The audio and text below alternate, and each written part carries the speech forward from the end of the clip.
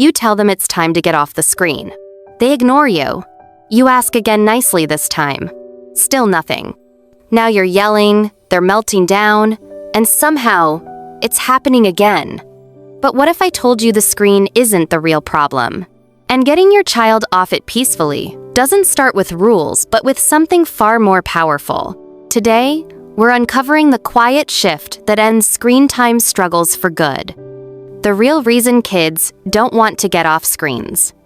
Most parents think screen addiction is about laziness or lack of discipline. But here's what's really happening. When your child is on a screen, their brain gets hit after hit of dopamine-tiny feel-good signals that mimic what adults get from caffeine, sugar, or even gambling.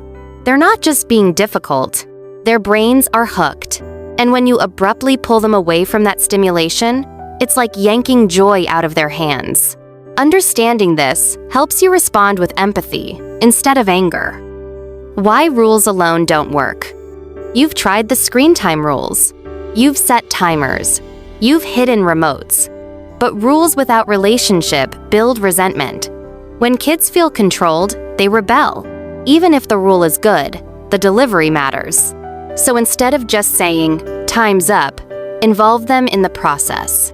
Let them know why the limit exists and what's waiting for them off screen. The three-part framework that ends screen time struggles.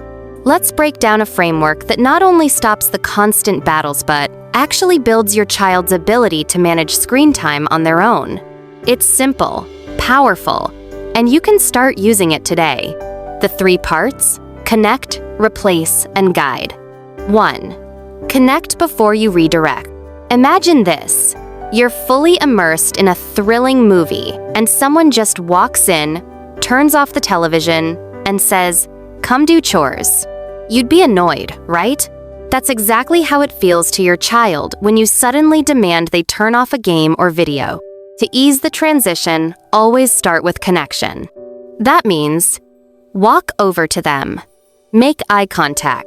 Genuinely engage in what they're doing. Say something like, "Wow, you've been building that for a while. Is this your best tower yet?" 2. Replace, don't just remove. One of the biggest mistakes we make is only focusing on removal. Turn it off now. But imagine if every time you closed your favorite app, there was nothing waiting for you. Of course, you'd go right back to it. Kids need something equally engaging to step in toward, at least something that gives them a sense of urgency. Here's how that can sound. After your show, let's go try that new puzzle together. You can help me make the popcorn for movie night. Want to race me to the swing outside? These aren't just distractions. They're bridges back to real life, and they make transitions smoother, without turning you into the screen police. Even better, let them help choose their off-screen replacement. It gives them a sense of ownership. 3. Guide with consistency, not control. Instead of harsh rules or spontaneous bans, create rhythms your child can count on. That might mean no screens before school, 30 minutes of screen time after homework, screen-free dinners and bedtime routines.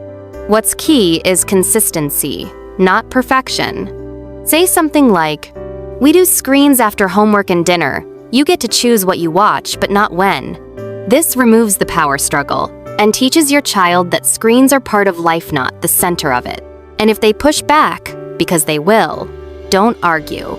Just restate the boundary calmly. The more you repeat the rhythm, the more they internalize it. And here's a bonus. Involve your kids in setting the routine. Ask, what time of day do you feel most focused without screens? Should we do screen-free Sundays together? Letting them have a voice increases buy-in and cooperation, especially with tweens and teens. What most parents miss about screen time. Here's what we often miss. Kids often retreat to screens because of what's missing offline. Connection, control, comfort. When real life feels boring or hard, the digital world feels easier.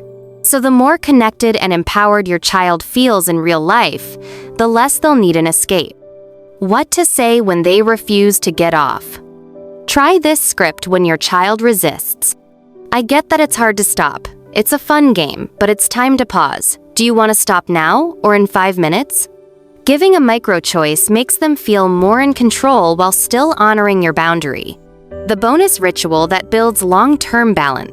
Want to really change the pattern? Create a simple after-screen ritual.